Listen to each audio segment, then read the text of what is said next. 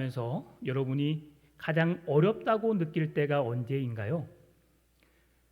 필요한 돈이 없어서 힘들 때인가요? 아니면 결혼을 하였는데 자녀가 없어서 이렇게 어려움을 처할 때가 있었던가요? 또 아니면 내가 오늘은 내 마음을 마음껏 열어놓고 이야기할 상대를 찾고 싶은데 그 상대가 없어서 어려움을 겪지는 않고 있는가요? 우리는 이 세상을 살아가면서 눈에 보여지는 것들로 인해서 우리의 마음을 호소하기도 하고 어려움을 겪기도 합니다. 그런데 오늘 본문에서 이스라엘 백성들이 갖고 있는 어려움을 말씀해 주고 있는데요.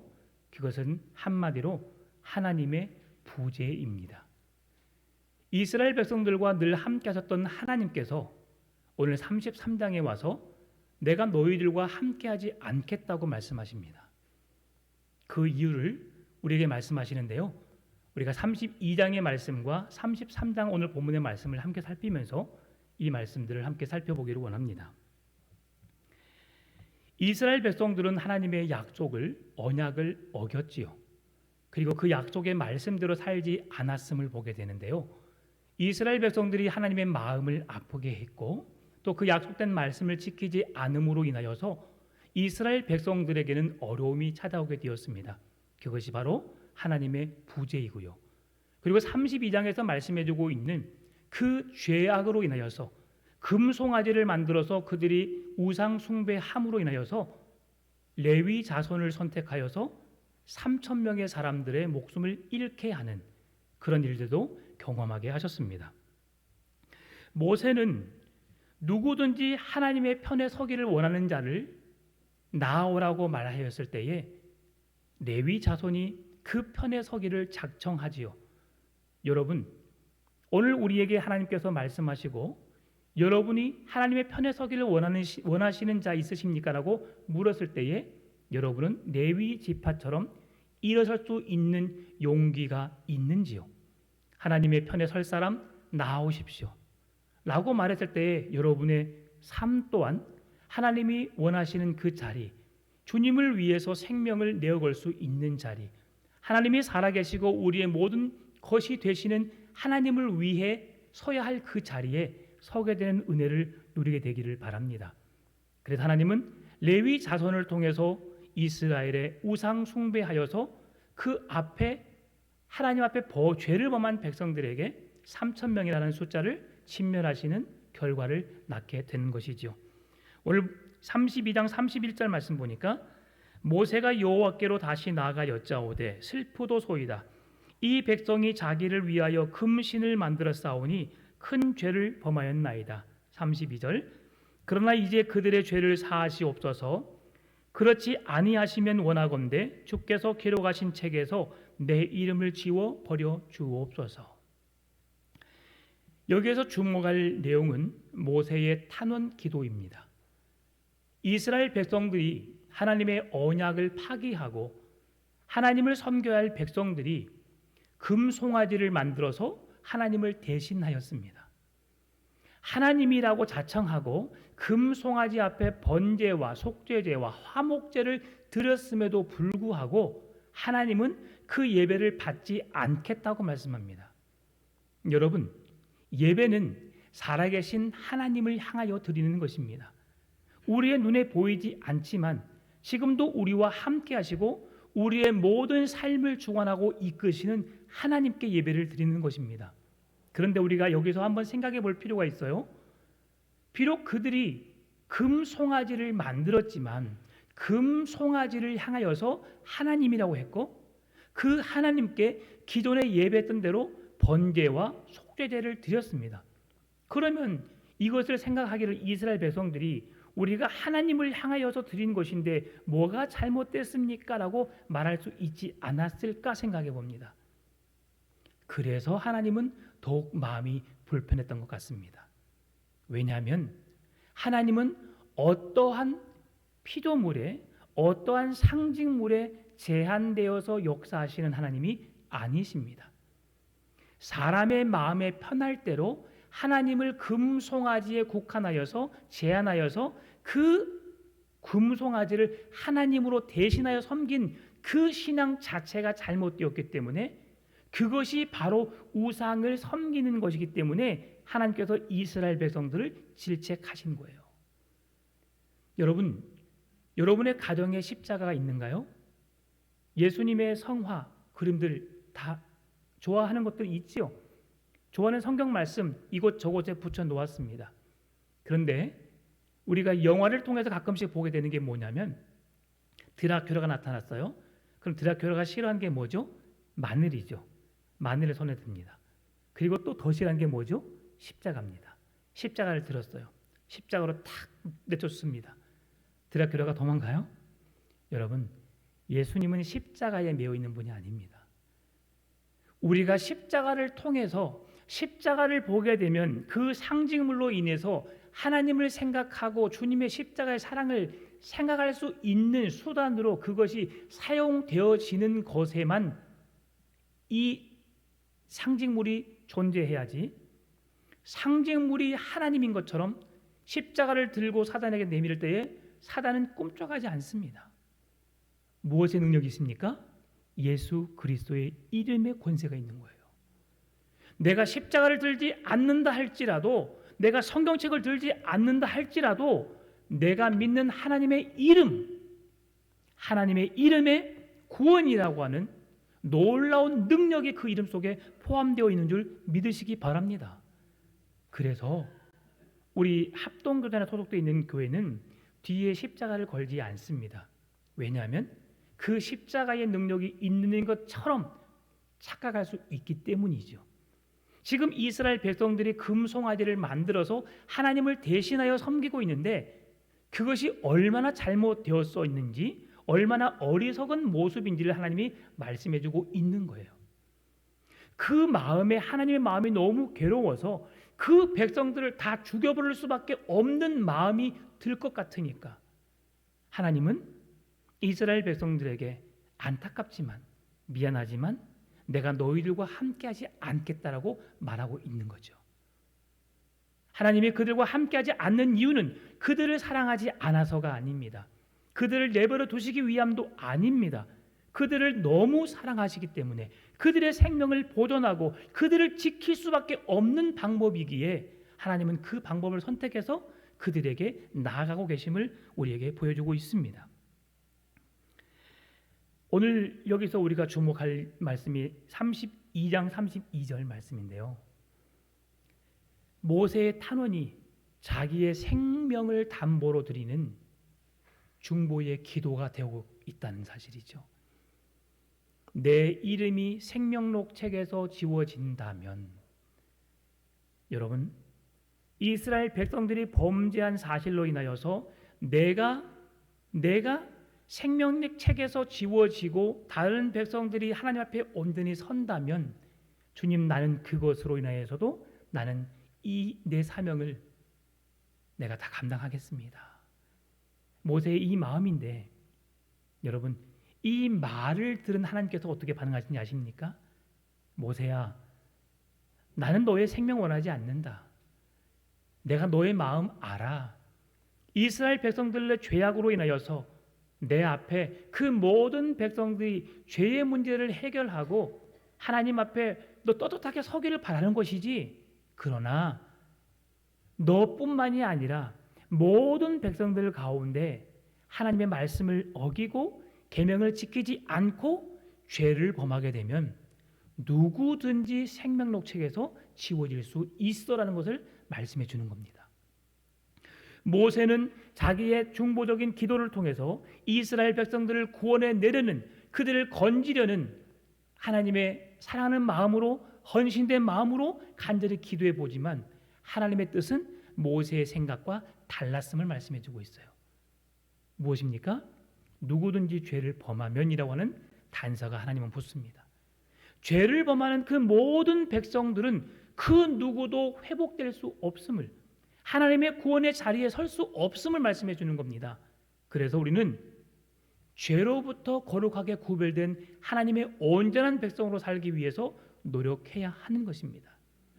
인간이기에 늘 넘어집니다. 실수합니다. 쓰러집니다. 나약합니다. 부족합니다. 그럴 수밖에 없기 때문에 우리에게 필요한 것이 무엇입니까? 예수 그리스도의 십자가의 은혜인 거죠. 하나님 앞에 나아갈 수 없는 우리들에게, 자격 없는 우리들에게 하나님이 독생자 예수 그리스도를 이 땅에 보내주심으로 그 예수 그리스도의 이름을 부르는 자에게, 그 이름을 믿고 의지하고 확신하는 자에게 하나님의 은혜를 누릴 수 있고 하나님의 구원의 능력을 힘입을 수 있는 믿음의 사람으로 세워주신다는 거죠. 오늘 모세의 이 중보 기도는 예수님의 중보 기도와 동일한 의미로 우리에게 해석되어지고 있습니다. 하나님께서 모세에게 그 은혜를 베푸셨고 그 모든 은혜가 이스라엘 백성들에게 속하게 하기 위해서 하나님께서 그들에게 천사를 먼저 보내시고 나는 너희들과 함께하지 않겠다고 말씀하셨던 것처럼 하나님 앞에 설 때에 죽을 수밖에 없는 우리 죄인들을 대신해서 독생자 예수 그리스도가 죽어주심으로 하나님과의 깨어진 관계를 회복할 수 있도록 길이 되어주셨다는 사실 잊지 않고 그 은혜 가운데 거할 수 있기를 바랍니다. 33절 여호와께서 모세에게 이르시되 누구든지 내게 범죄하면 내가 내 책에서 그를 지워버리리라. 여러분, 우리가 생명 다하는 그날까지 주님의 곁을 떠나지 않기 위해, 우리 믿음을 저버리지 않기 위해 온전한 믿음의 사람으로 굳게 설 수 있기를 바랍니다. 그럴 때에 우리의 구원은 유효한 것입니다. 35절에서 왜 이스라엘 백성들을 3,000명이나 하나님께서 죽여주셨는지를 말씀해 주는데요. 그들이 금송아지를 만들어서 하나님을 대신하여 섬겼기 때문에 하나님이 그 백성들의 3,000명의 생명을 앗아갔음을 우리에게 말씀해 주는 겁니다. 하나님은 반드시 약속을 지키시는 분이세요. 오늘 2절과 3절 말씀 보게 되면 하나님께서 이스라엘 백성들을 가나안 땅으로 인도하시겠다고 말씀합니다. 1절부터 여호와께서 모세에게 이르시되 내가 너를 애굽 땅에서 인도하여 낸 백성과 함께 여기를 떠나서 아브라함, 이삭, 야곱에게 맹세한 그 땅을 너에게 주겠다. 그 땅에 있는 모든 백성들을 다 물려쳐 주시고 너희들이 가나안 땅에 살게 해 주시겠다 하시는 약속을 주십니다. 여기까지만 보면 얼마나 은혜스럽습니까? 하나님께서 우리와 함께 하신다니까. 하나님이 우리에게 주시겠다 약속하신 약속의 땅을 우리에게 선물로 주시는데 이보다 더 좋은 일이 어디 있어? 라고 생각할 수 있지만 그 뒤에 보게 되면 3절 하반절 너희는 목이 곧은 백성인즉 3절 5절 같이 읽어볼까요? 너희를 젖과 꿀이 흐르는 땅에 이르게 하려니와 나는 너희와 함께 올라가지 아니하리니 너희는 목이 곧은 백성인즉 내가 길에서 너희를 진멸할까 염려함이니라 하시니 5절 여호와께서 모세에게 이르시기를 이스라엘 자손에게 이르라 너희는 목이 곧은 백성인즉 내가 한순간이라도 너희 가운데에 이르면 너희를 진멸하리니 너희는 장신구를 떼어내라 그리하면 내가 너희에게 어떻게 할 것인지 정하겠노라 하였음이라 하셨습니다. 아멘. 목이 곧은 이스라엘 백성들로 인하여서 하나님이 그들을 칠 수밖에 없음을 말씀해 주고 있어요. 하나님은 약속의 하나님이십니다. 하나님이 그 백성들에게 아브라함과 이삭과 야곱에게 약속하셨던 가나안 땅, 생명의 땅, 축복의 땅을 주시기로 약속한 약속을 어김없이 지키시는 분이 하나님이십니다. 그러나 그들이 목이 곧아서 하나님을 하나님으로 인정하지 않고 온전한 믿음 위에 서 있지 않는 그 백성들을 향하여서 내가 너희들을 칠까 염려하여서 너희 모든 생명을 쓸어버리는 것이 내 마음에 흡족한 일이지만 그렇게 하지 않음을 우리에게 말씀해 주고 있습니다. 하나님은 더 이상 이스라엘 백성들을 향하여서 내 백성이라고 말하지 않아요. 시내산에 도착하기 전까지 하나님은 이스라엘 백성들을 향하여서 내 백성, 내 백성, 내 백성이라고 말합니다. 그런데 시내산에서 하나님의 십계명을 받고 이스라엘 백성들이 그 밑에서 금송아지를 만들고 우상을 섬기고 하나님 앞에 죄악을 범한 그 이후에는 하나님은 이스라엘 백성들을 향하여서 내 백성이라고 말하지 않습니다. 하나님께서 택하여 지명하여 불러서 그들을 거룩한 백성으로 내가 구원하시기로 작정한 민족으로 세우신 그 백성들을 향하여서 지금 하나님의 마음이 매우 불편해 있음을 말씀해주고 있는 거죠. 하나님은 더 이상 이스라엘 백성들과 동행하기를 거절합니다. 그래서 먼저 앞에 천사들을 보내어서 그들로 하여금 그 길을 가서 하나님이 약속하신 길을 예비하게 하시고 그 길로 인도하실 것을 약속은 하시지만 그러나 내가 너희들과 함께 하지는 않겠다. 오늘 우리가 드려지는 이 예배 가운데 하나님이 함께 하시고 하나님의 예배를 통해서 영광 받으셔야 하는데 내가 너희들이 드려지는 이 예배 가운데 함께 하지 않겠다라고 말씀하신다면 여러분 우리의 모습은 어떻게 될까요? 우리는 가식적이고 형식적이고 하나님이 없는 예배를 통해서 우리는 이 시간을 허비할 뿐임을 기억해야 할 것입니다. 그래서 우리 안에 계시는 성령으로 말미암아 근심하지 않도록 날마다 죄와 구별된 거룩한 백성으로 말씀 앞으로 한 걸음 한 걸음 더 나아가 그리스도인의 이름답게 하나님 앞에 서야 하는 것입니다. 왜 하나님께서 이스라엘 백성들에게 성막을 지으라고 하셨지요? 성막의 의미는 하나님께서 인간들을 사랑하시는 사랑의 방법으로 인간들을 만나줄 수 있는 유일한 방법이었기 때문에 성막을 통하지 않고서는 하나님께서 인간들을 만나줄 수 있는 그 방법이 없었기 때문에 하나님은 성막을 지으라고 말씀하신 거예요. 피의 제사를 통하지 않고서는 하나님 앞에 나갈 수 없으니까 백성들을 너무 사랑하셔서 그분들과 함께하고 싶어서 그들을 지켜내고 싶어서 성막을 짓게 하신 거예요. 오늘 이 예배 가운데 우리의 희생 제사가 없으면 우리는 하나님 앞에 나갈 수가 없습니다. 구약의 동물들이 소, 양, 비둘기가 내 죄를 대신해서 죽어 주었던 것처럼 예수 그리스도의 생명의 제사가 있었기 때문에 오늘 우리가 하나님을 예배하는 거거든요. 여러분 그 생명의 예배를 귀하게 여기시기 바랍니다. 내 안에 선물로 주신 성령의 은혜를 소멸치 말고 그 은혜로 감사함으로 예배에 나아올 수 있음을 깨달을 수 있기를 바랍니다. 목이 곧은 백성들 더 이상 통제가 되지 않습니다. 그래서 하나님께서 그 백성들에게 해결할 수 있는 방법을 제시하는데요.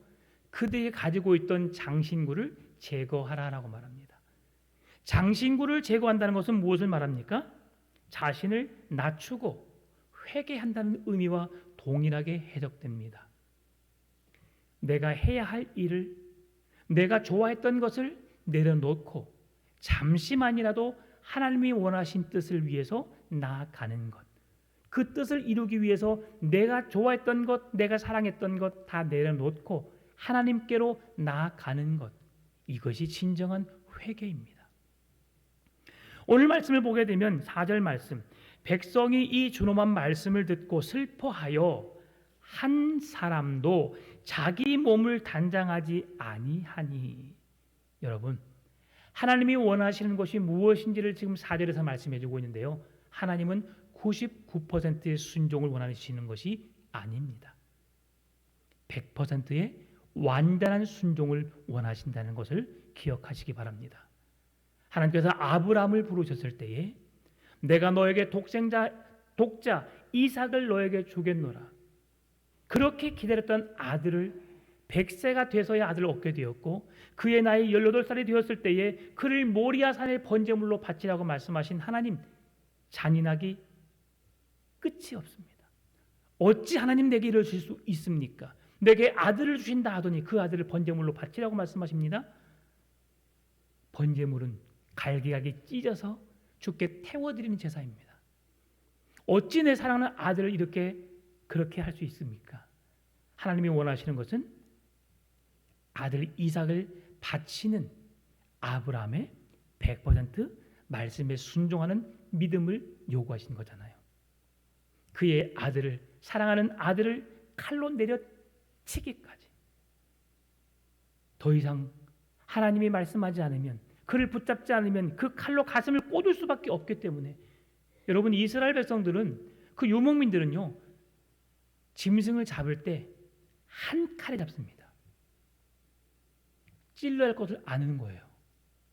정확한 곳 한 번의 실수도 없이 그 동물이 고통 없이 죽을 수 있도록 그걸 정확하게 찌릅니다. 우리 몽골 선교를 다녀오셨던 분들은 아시죠? 명치 밑에 딱 한 곳에 찔러서 5분이 지나니까 바로 풍선 같은 게 부풀어 올라서 바로 죽습니다. 한마디 말도 하지 않아요. 마지막에 매 약하게 외치고 죽더라고요.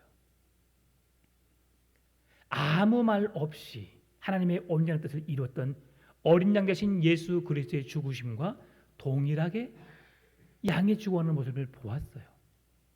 여러분, 그 속죄의 제사가 아니고서는 우리가 예배로 나갈 수 없음을 기억하시기 바랍니다. 100% 순종.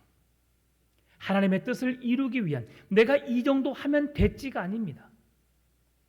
하나님이 인정하실 때까지, 주님이 됐다라고 말씀하실 때까지 우리는 그만큼 순종의 삶을 살아야 함을 말씀해 주는 겁니다. 하나님은 반드시 자기 백성들의 죄를 다스리십니다. 더딜지라도 하나님은 그 백성들이 회개하여 하나님 앞에 온전하게 서기를 기다려 주시는 것이죠. 오늘 본문도 그 백성들이 회개함으로, 장신구를 떼어내므로, 하나님의 말씀에 순종하고 하나님의 뜻을 따르겠다고 회개함으로 주의 말씀 앞에 설 준비를 시키신 것을 보게 됩니다. 그렇게 준비되어진 백성들 앞에 7절부터 이어지는 말씀은 모세가 하나님 앞에 어떻게 대응하는지를 보여주고 있습니다. 7절 말씀 같이 읽어볼까요? 모세가 항상 장막을 취하여 진 밖에 쳐서 진과 멀리 떠나게 하고 회막이라 이름하니 여호와를 앙모하는 자는 다 진 바깥 회막으로 나아가며, 하나님께서 1절로부터 6절까지 말씀 속에서 내가 너희들과 동행하지 않겠다, 하나님의 임재가 하나님의 부재로 나타나게 되었잖아요. 내가 너희들과 함께하게 되면 너희들의 죄악으로 인해서 내가 너희 모든 민족을 쓸어버릴 수밖에 없기 때문에 내가 너희들과 함께할 수 없다. 그러나 모세가 이 상황을 누구보다도 잘 알았기 때문에 하나님께 나아갈 수 있는, 그들이 진을 치고 있는 그 바깥에 회막을 짓게 된 거죠. 이 회막은 임시처소로서 모세가 사용하는 곳을 말해주고 있어요. 실제로는 그들이 이제 광야 길을 가고 그들이 성막을 지어서 본격적인 제사를 드릴 때에 그 모든 일들을 진행할 때의 모습과 다른, 그러나 그곳에 이스라엘 백성들이 나아갈 수 있도록 하나님께서 작은 소망을 주신 거예요. 모세가 하나님이 그곳에 임재하심을 느낄 수 있도록 하나님 앞에 나아가서 시내산에 임했던 하나님의 임재를 회막으로 옮기셔서, 시내산 정상에서는 모세 한 사람만 하나님 앞에 설 수 있었던 그 임재의 현상들을 이제는 그 시내산 꼭대기에서 성막으로 내려오게 하심으로 그를 사모하고 그를 예배하고 그를 만나기를 원하는 자들에게, 누구에게나 하나님을 경외하고 하나님을 예배하기 원하는 사람들은 회막으로 나아가도 될 것을 말씀해 주고 있어요. 하나님은 그런 분이십니다. 백성들을 다 진멸하고 그들을 다 멸해도 양이 차지 않으실 분이시지만 그들을 너무 사랑하셔서 그들을 만날 수 있도록 그들에게 길을 열어주셔서 만나주시고 회복되도록 그 길을 열어주신 분이 하나님이시란 사실이죠. 그러한 사랑을 우리에게 보여주고 있음을 말씀해 주는 것입니다. 회막은 회집의 장소, 하나님과 백성들이 만나는 장막이라는 뜻입니다. 이 장막은 나중에 하나님께서 세우신 그 장막과 다르지만 그러나 여전히 그곳에 임재해 계심을 말씀해 주고 있습니다. 진의 회막을 친 이유가 무엇입니까? 더 이상 백성들을 만나주시지 않기 때문에 모세가 하나님을 만날 수 있는 새로운 길을 열어놓은 것이지요. 새로운 방법을 통해서라도 하나님이 이스라엘 백성들을 찾아오시고 만나주시기를 원하는 방법으로 모세가 회막을 지은 거예요. 모세 혼자만 나갔습니까? 아닙니다. 여호와의 임재를 경험하고 그 말씀 앞에 서기를 원하는 자들은 누구든지 회막에 나아갈 수 있음을 말씀해 주고 있어요. 8절에서는 그 앞에 나가는 모세를 보면서 하나님이 그 회막에 들어갈 때에 백성들이 그가 들어가는 모습을 보았는데요, 구름 기둥이 회막 위에 서 있음을 보게 하십니다. 이스라엘 백성들에게 구름 기둥과 불 기둥은 하나님의 임재의 상징적인 물건이었어요. 상징적인 것이었어요. 그래서 구름 기둥이 그곳에 있다 하는 것은 하나님이 그곳에 임재해 계신다. 그래서 하나님이 모세와 만나주고 계시고 백성들과 함께하고 있음을 백성들이 느낄 수 있었던 것이죠. 그 모습을 보고 백성들이 어떻게 했습니까? 9절 10절 모세가 회막에 들어갈 때에 구름 기둥이 내려 회막문에 서며 여호와께서 모세와 말씀하시니 모든 백성이 회막문에 구름 기둥이 서 있는 것을 보고 다 일어나 각기 장막문에 서서 예배하며. 회막 가운데 임재하여 계신 하나님의 은혜를 보고 철저하게 자기 자신의 죄를 회개하고 용서를 구하며 장신구를 달지 않는다는 것, 하나님의 말씀 앞에 이제 순종하겠습니다, 걸어가신 하나님 앞에 서겠습니다 라고 마음을 준비하고 그 마음을 정결하게 깨끗하게 준비하고 나니까 하나님이 임재하신 그곳에 그 백성들이 그곳을 향하여서 예배하게 됨을 말씀해 주는 것입니다. 사랑하는 성도 여러분, 오늘 우리가 예배해야 할 대상은 이 교회의 건물이 아닙니다. 오목사 앞에 나 오늘 교회 나왔습니다라고 도장 찍기 위해서 나오는 예배가 아니라는 거예요. 사람을 만나러 와서 화해하고 교제하고 즐거움을 누리고 함께 조화해서 교제하는 것도 중요하지만 우리 예배의 본질적인 목적은 살아계신 하나님, 나를 죄악 가운데서 건져주신 예수 그리스도, 독생자 예수 그리스도를 죽이시면서까지 나를 살리신, 내게 생명을 주시고 소망을 주시고 희망을 주신 그 주님 앞에 나아가는 것이죠. 나를 희생하여 주님 앞에 산 제물로 드려지는 것, 내가 죽어야지만 예수님께서 대신 죽어주신 은혜를 기억하고 그 은혜에 감사함으로 그 은혜의 보좌 앞으로 나갈 수 있는 자격 얻었음에 감사함으로 기쁨으로 주님 앞에 예배하는 예배를 주님이 원하신다는 거죠. 여러분, 이런 예배를 주 앞에 드릴 수 있기를 바랍니다. 하나님께서 기뻐 받으시는 예배는 회개가 있는 예배입니다. 감사가 회복된 예배입니다. 주의 말씀에 100% 순종하는 예배입니다. 여러분, 내 생각에 옳다고 여겨지는 것이 예배가 아니라 하나님의 뜻을 찾고 그 뜻에 맞는 삶을 살아내고 그 뜻에 맞는 예배를 드리는 것을 주님이 원하시는 거예요. 그러면 그 뜻을 우리가 어디에서 찾을 수 있을까요? 신구약 성경 하나님의 말씀입니다.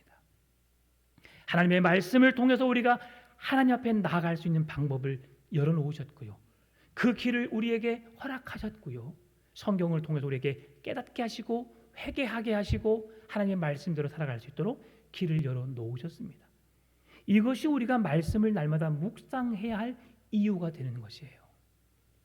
회개는 죄로부터 떠나는 것임과 동시에 하나님을 위해 살아가기 위한 새로운 인생의 첫 발걸음을 내미는 것, 하나님 없이는 살 수 없습니다, 하나님과 함께 하겠습니다, 그 고백이 우리의 신앙의 삶을 통해서 회개로부터 출발되어짐을, 주님, 저는 죄인입니다, 아무것도 할 수 없는 무능한 자입니다, 그래서 주의 은혜가 필요합니다, 주의 말씀이 필요합니다, 십자가의 능력이 내게 필요합니다, 주님 나와 함께하여 주옵소서. 그렇게 우리가 하나님 앞에 나가는 겁니다. 모세의 역할은 바로 예수 그리스도를 예표하는 중보자가 되신 우리에게 말씀해주고 있는데요, 예수 그리스도는 더 말할 나위 없이 우리의 완전한 중보자가 되어주시지요. 시편 73편 25절 26절은 하늘에서는 주 외에 누가 내게 있으리요, 땅에서는 주밖에 내가 사모할 리 없나이다. 내 육체와 마음은 쇠약하나 하나님은 내 마음의 반석이시요 영원한 분기시시나. 우리가 하나님을 소망 삼고 살아가야 할 이유를 말씀해 주고 있는 것이죠. 나는 연약하지만 하나님은 나의 반석이시요 영원한 분기십니다. 주님께 소망을 두고 살아가는 여러분 될 수 있기를 바랍니다. 하나님이 귀가 따갑도록 우리에게 말씀하신 게 있어요. 이것이 하나님과의 동행입니다. 하나님의 임재예요. 성령님의 임재. 그 은혜를 누리시는 우리의 삶이 되었으면 좋겠습니다. 이스라엘의 범죄 앞에 하나님은 분노하셨습니다.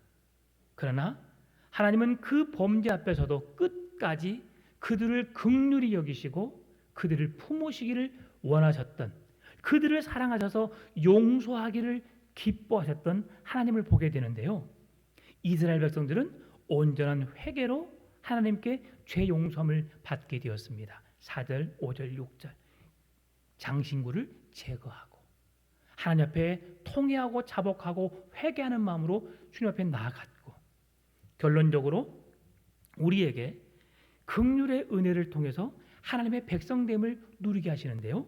요한복음 1장 14절에 말씀이 육신이 되어 우리 가운데 거하심에 우리가 그의 영광을 보니 아버지의 독생자의 영광이요 은혜와 진리가 충만하더라. 우리가 살아내야 할 일이 무엇입니까? 말씀이 육신이 되신 주의 성령과 하나님과 함께하는 삶입니다. 우리의 삶 가운데 은혜와 진리가 충만한 삶, 이 삶을 주님이 원하신다는 것이죠. 우리 몸을 당신의 거처로 삼으시기 위해서 우리에게 성령을 선물로 주셨는데요. 이제 더 이상 우리에게는 구약의 성막이 필요가 없습니다. 구약의 제사 제도가 의미가 없어졌어요. 왜 그렇습니까? 단 한 번의 속죄로 인해서 예수 그리스도의 대속의 은혜로 인하여서 우리가 하나님의 거룩한 자녀의 신분으로 회복되었기 때문입니다. 그래서 우리는 예수님의 이름을 부르기만 하면 돼요. 예수님의 이름을 의지하기만 하면 우리는 하나님 앞에 언제든지 나갈 수 있는 자가 된 것입니다. 오늘 본문의 11절 말씀 한번 읽어볼까요? 사람이 자기의 친구와 이야기함 같이 여호와께서는 모세와 대면하여 말씀하시며 모세는 진으로 돌아오나 눈의 아들 젊은 수종자 여호수아는 회막을 떠나지 아니하니라. 모세가 회막에서 하나님과 친밀한 교제를 나누었음을 말씀해주고 있는데요. 이 말씀을 인용하여서 사도 바울은 고린도전서 13장 12절에서 우리에게 말씀해줍니다.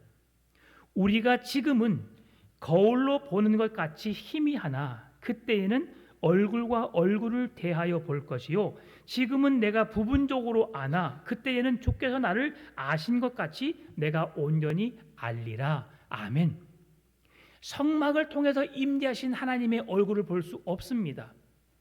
그의 모습을 우리가 바라볼 수 없어요. 그러나 성막에 임하시는 하나님의 임재를 우리가 확인할 수 있는 것은 그 성막 위에 있는 구름을 통해서 하나님이 임재해 계셨다라고 말씀해 주고 있어요.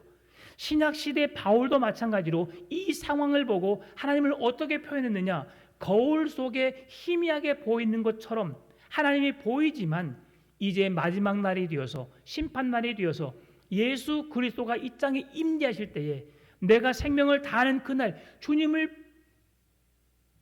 나라에 임할 때에 주님을 볼 때는 이제 선명하게 그 모든 것을 보게 되리라고 말씀해 주는 것입니다. 바울은 모세처럼 하나님과 얼굴을 맞대고 하나님을 만나 배울 것을 기대하고 있어요. 그날은 언제입니까? 주님 이 땅에 다시 오시는 재림의 날이 될 것입니다.